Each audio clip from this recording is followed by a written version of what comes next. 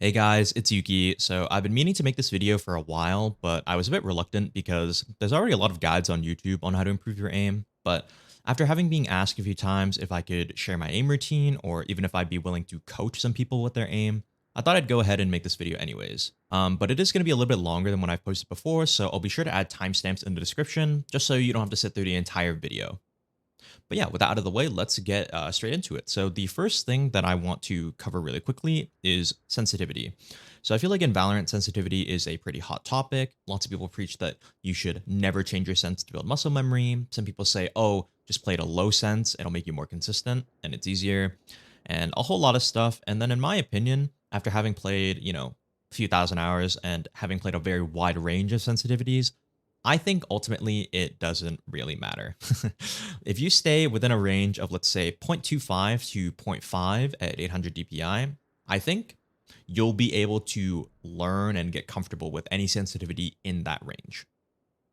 So yeah, TLDR, don't stress too much out. Don't stress out too much about what sense you're playing on. Just pick something that feels comfortable, and then you should be good to go. The next thing I want to talk about is flicking. So I'm sure you've seen in my highlights that I occasionally hit some flick shots, but, when I hear people say, particularly lower ranked players, that, oh, I have like a naturally flicky aim style or play style, I feel like that just sounds kind of funny because flick should only be a last resort, in my opinion.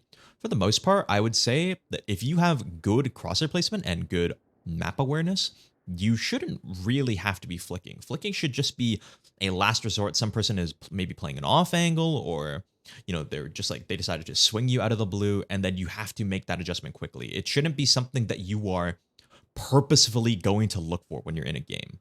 I think that trying to force each kill you get to be a flick shot is just going to make you more inconsistent and way harder. So that's just like what I wanted to say really quick on that. But let's get into the most important aspect, in my opinion, of aiming in Valorant, and that's crosshair placement. So unfortunately, in my opinion, there's not really a shortcut to just like instantly improving your crosshair placement. It's sort of something that takes a bit of time as you play the game more and as you get more comfortable and familiar with the maps that are in the pool.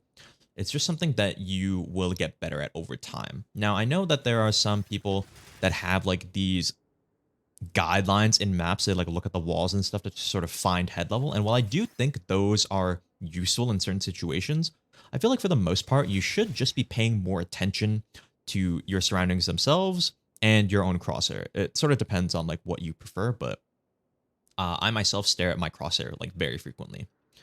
So yeah, don't try to force it. I think as long as you are just keeping it in the back of your mind when you're playing the game, oh, I should just be trying to aim at head level. I think that's the best you can do. And then over time, once you've played a little bit more, you'll sort of start to figure it out on your own. But I won't leave you guys without a single tip.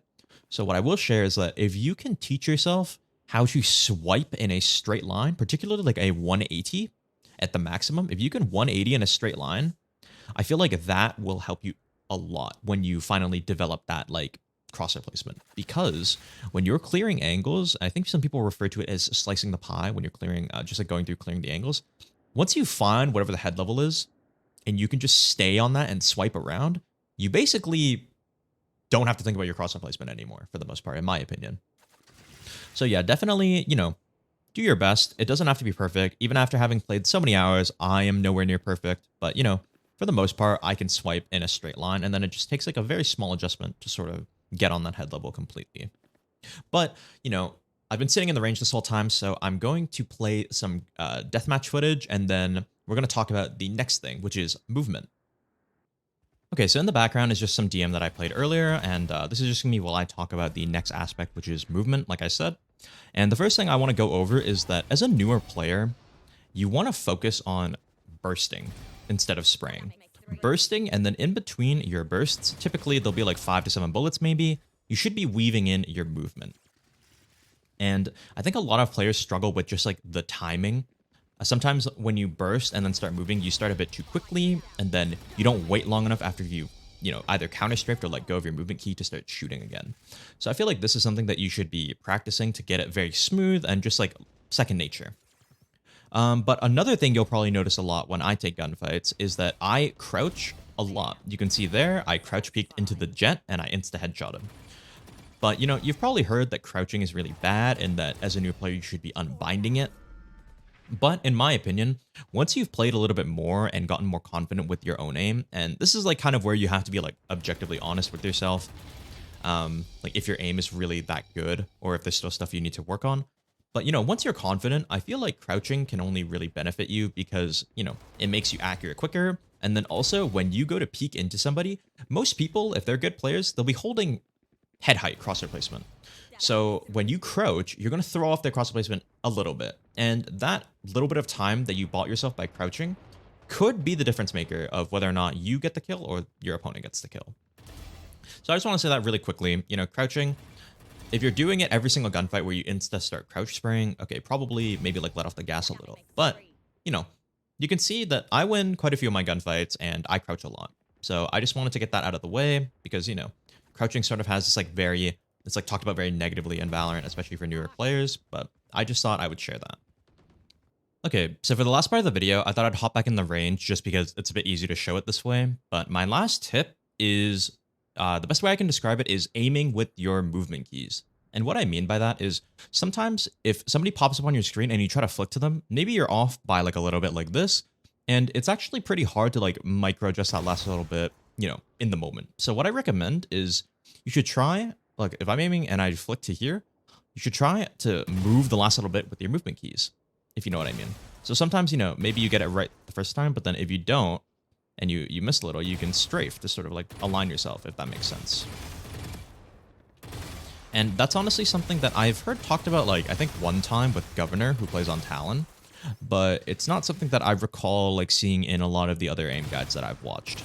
But, it's been a while since I've actually watched any of those, so I might be wrong about that. But that is my last tip. It's just aiming with your movement keys. So this is something that I'd probably recommend practicing in the range and then maybe in deathmatch. And then over time, like, you'll sort of, like, pick up on what I'm saying where, like, oh, I missed? Okay, strafe a little bit to fix it. Oh, I missed? Oh, do this to fix it, And yeah, that basically concludes the aim guide. I'm sorry if this is like a little bit of a longer video. I maybe like rambled on a little longer, but these are just like some tips that I learned over the course of like my own playtime, and I hope it'll be somewhat helpful to any of you guys that are interested.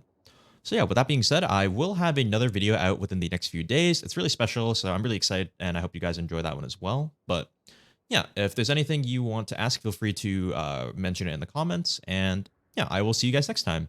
Peace.